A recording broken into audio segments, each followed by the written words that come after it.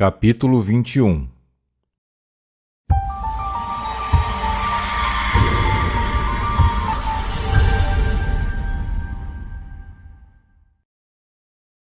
No parágrafo 7, você constatará que um dos segredos do sucesso, um dos métodos de organizar a vitória, uma das realizações da mente mestra, é pensar grande.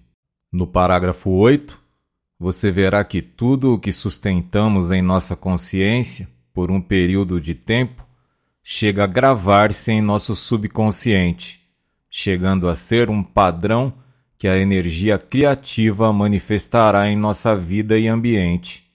Este é o segredo do poder maravilhoso da oração. Sabemos que o universo é governado pela lei, tal que cada efeito tem uma causa, e que essa mesma causa, sob as mesmas condições, produzirá invariavelmente o mesmo efeito. Portanto, se a oração sempre foi respondida, esta sempre será respondida se as condições apropriadas forem dadas. Isso precisa ser necessariamente verdade. Senão, o universo seria um caos em vez de um cosmos. A resposta é a oração. Está, portanto, sujeita à lei, e esta lei é definida, exata e científica, do mesmo modo que as leis que governam a gravidade e a eletricidade. A compreensão desta lei é o fundamento do cristianismo, fora da superstição e da credulidade, e o coloca sobre a pedra firme da compreensão científica. Porém, relativa e infelizmente, há poucas pessoas que sabem orar. Entendem que há leis que governam a eletricidade, a matemática e a química, porém, por certa razão inexplicável, nunca parece lhes ocorrer que há também leis espirituais, e que estas leis são também definidas, científicas, exatas e funcionam com precisão imutável. O verdadeiro segredo do poder é a consciência do poder. A mente universal é incondicional. Portanto, quanto mais conscientes formos de nossa unidade com esta mente, menos conscientes seremos das condições de limitação, e chegaremos a nos emancipar ou liberar de tais condições. Chegaremos a uma realização do incondicional. Chegaremos a ser livres. Tão logo quanto nos tornamos conscientes do poder inesgotável do mundo interior, começamos a utilizar este poder e aplicar e a desenvolver as grandes possibilidades que são realizáveis com este discernimento, porque o que fazemos conscientemente se manifesta invariavelmente no mundo objetivo e é trazido a uma expressão tangível. Isso é porque a mente infinita, que é a fonte da qual todas as coisas procedem, é una e indivisível, e cada indivíduo é um canal através do qual esta energia eterna se manifesta. Nossa capacidade de pensar é nossa capacidade de atuar sobre esta substância universal, e o que pensamos é o que se cria ou se produz no mundo objetivo. O resultado deste descobrimento não é nada menos que maravilhoso, e significa que a mente é extraordinária em qualidade, ilimitada em quantidade e contém inumeráveis possibilidades. Chega a se tornar consciente deste poder e se converte em um fio vivo. Tem o mesmo efeito que conectar um fio ordinário com um fio carregado. O universo é o fio vivo. Porta energia suficiente para resolver toda situação que pode se apresentar na vida de todo o indivíduo. Quando a mente individual toca a mente universal, recebe todo o poder que se requer. Este é o mundo interior. Toda a ciência reconhece a realidade deste mundo, e todo o poder depende de nosso reconhecimento deste mundo.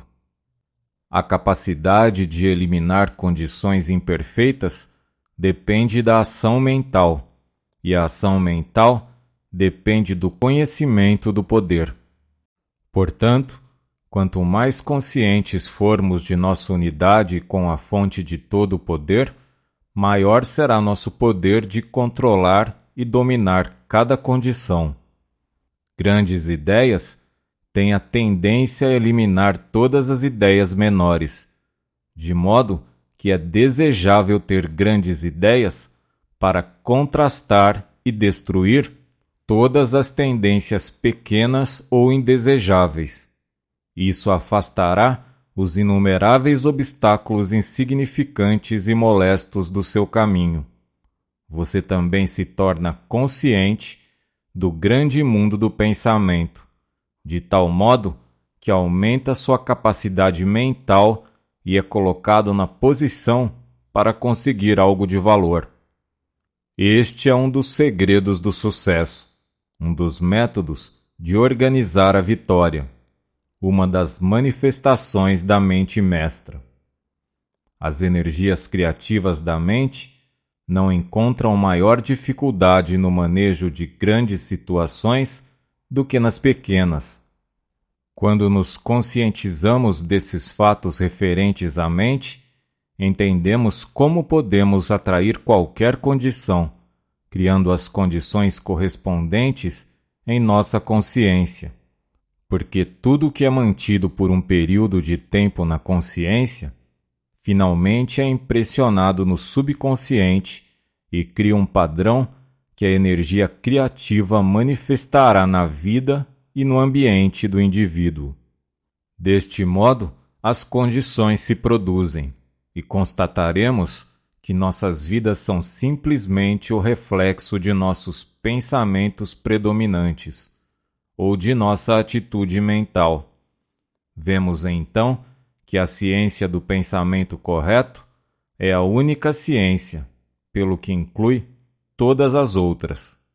Desta ciência, aprendemos que cada pensamento cria uma impressão no cérebro, que estas impressões criam tendências mentais, e estas tendências criam o caráter, a capacidade e o propósito, e que a ação combinada do caráter, da capacidade e do propósito determina as experiências com as quais nos encontramos na vida.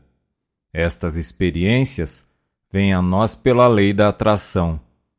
Através da ação desta lei, vemos no mundo as experiências que correspondem ao nosso mundo interno. O pensamento predominante e a atitude mental são o ímã, e a lei é que semelhante atrai semelhante. Portanto, a atitude mental atrairá invariavelmente as condições que correspondam a essa natureza. Esta atitude mental é nossa personalidade e está composta dos pensamentos que criamos em nossa própria mente. Portanto, se desejamos uma mudança nas condições, tudo o que é necessário é mudar nosso pensamento. Isso mudará nossa atitude mental, que mudará nossa personalidade, que mudará as pessoas, as coisas e as condições ou as experiências que nós encontramos na vida. Não é assunto fácil mudar a atitude mental, porém, com persistência pode ser conseguido. A atitude mental é modelada pelos quadros ou imagens mentais que foram colocados no cérebro. Se esses quadros não o agradam, destrua os negativos e crie novos quadros. Esta é a arte da visualização. Tão logo quanto tenha feito isso, começará a atrair novas coisas, e as novas coisas corresponderão aos novos quadros mentais. Para fazer isso, impressione na mente um quadro perfeito do que você deseja ter objetivamente, e continue mantendo o quadro na mente até que obtenha os resultados. Se o desejo for tal que requeira determinação, capacidade, talento, coragem, poder ou qualquer outra energia espiritual, estes são essencialmente necessários para o seu quadro. Construa-os dentro. São a parte vital do quadro.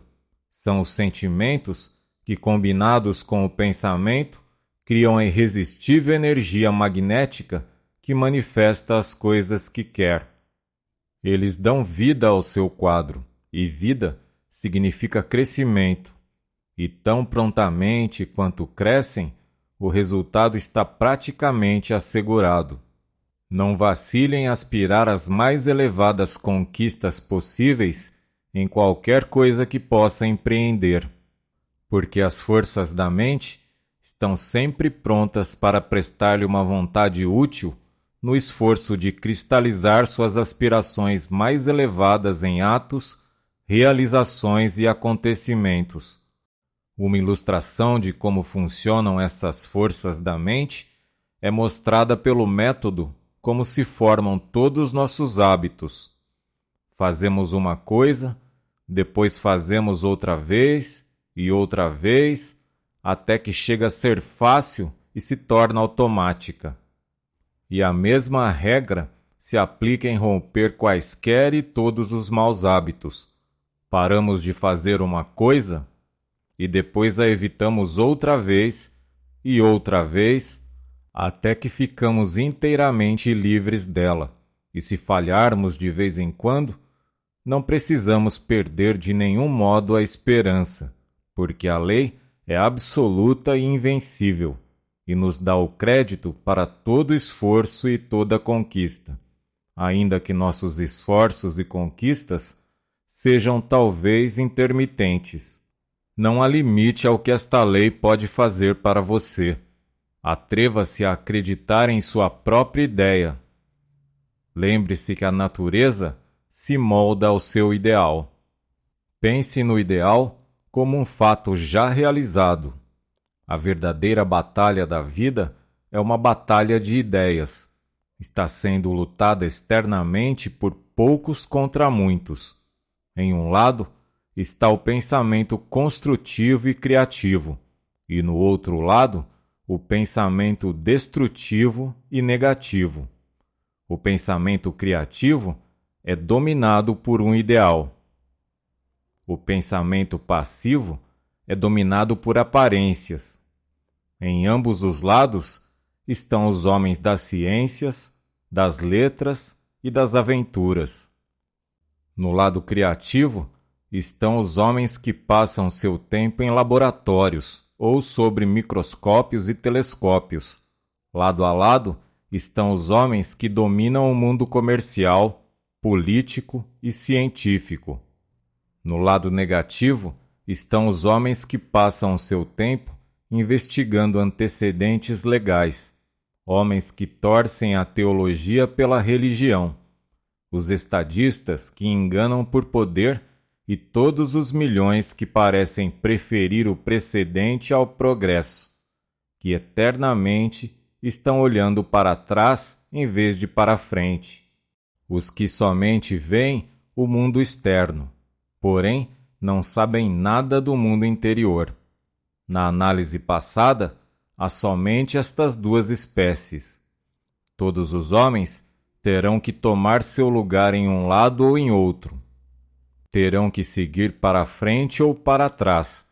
Não há situação permanente em um mundo onde tudo está em movimento. É esta tentativa de permanecer parado que dá a sanção e força aos códigos arbitrários e desiguais da lei. Que estamos em um período de transição é evidenciado pelo aparente mal-estar que está em toda parte. O lamento da humanidade é como um artefato de artilharia dos céus, primeiro troando baixo, depois aumentando, até que o som é mandado de nuvem a nuvem, e o relâmpago explode no ar e na terra. Da mesma forma, o lamento dos incomodados com a nova era começa com acusações baixas e ameaçadoras e vai aumentando até explodir em raiva. Os sentinelas que patrulham a linha de frente do mundo industrial, político e religioso estão telefonando ansiosamente uns aos outros. O que acontece na noite? O perigo e a insegurança da posição que eles ocupam e a tentativa para se sustentar em seus postos estão se tornando mais evidentes a cada hora. O amanhecer de uma nova era afirma enfaticamente que a ordem existente das coisas não poderá se manter por muito mais tempo. O atrito entre o velho regime e o novo, o ponto crucial do problema social, é inteiramente uma questão de convicção nas mentes das pessoas. Quanto mais cordial a recepção, mais frequentes serão suas visitas. Porém, se for ignorado ou descuidado, menos frequentes serão suas visitas. Assim como na natureza do universo. Quando perceberem que a força transcendental do espírito ou mente do cosmos está dentro de cada indivíduo, será possível reestruturar as leis que concernem as liberdades e os direitos de muitos, em vez do privilégio de poucos. O poder religioso classificou os livros que tratam do poder cósmico como heresia, e o político os tratou como subversivos, sendo este livro censurado e caçado nos Estados Unidos. O autor também está fazendo uma predição que atualmente estamos assistindo em seu início: a derrocada do poder religioso, a cada dia mais atolado em sua própria lama, diante dos contínuos escândalos que vão pondo a pique o sistema de coisas defendidos por eles. O interesse verdadeiro da democracia é exaltar, emancipar e reconhecer a divindade do espírito humano. Reconhecer que todo o poder é do interior, que nenhum humano tem mais poder que outro humano, exceto se este for voluntariamente delegado a ele. O velho regime nos fez acreditar que a lei era superior aos legisladores. Daí o fundamento do crime social em cada forma de privilégio e desigualdade pessoal, a institucionalização da doutrina fatalista da predestinação e vontade, e escolha e eleição divina. A mente divina é a mente universal. Não atua por capricho, ira, ciúmes ou raiva. Não pode ser subornada, bajulada ou movida por simpatias ou petições para suprir ao homem certas necessidades que ele pensa que são necessárias para sua felicidade ou existência. A mente divina não faz nenhuma exceção para favorecer qualquer indivíduo. Porém, quando o indivíduo entende e percebe sua unidade com o princípio universal, ele parecerá ser favorecido, porque terá encontrado a fonte de toda saúde, riqueza e poder. Entenda que o silêncio oferece uma oportunidade sempre disponível e quase ilimitada para despertar o conceito mais elevado da verdade. Tente compreender que a onipotência é em si mesma o silêncio absoluto. Tudo o mais é mudança, atividade e limitação. A concentração silenciosa do pensamento é, portanto, o verdadeiro método de expressar o maravilhoso potencial do mundo interior.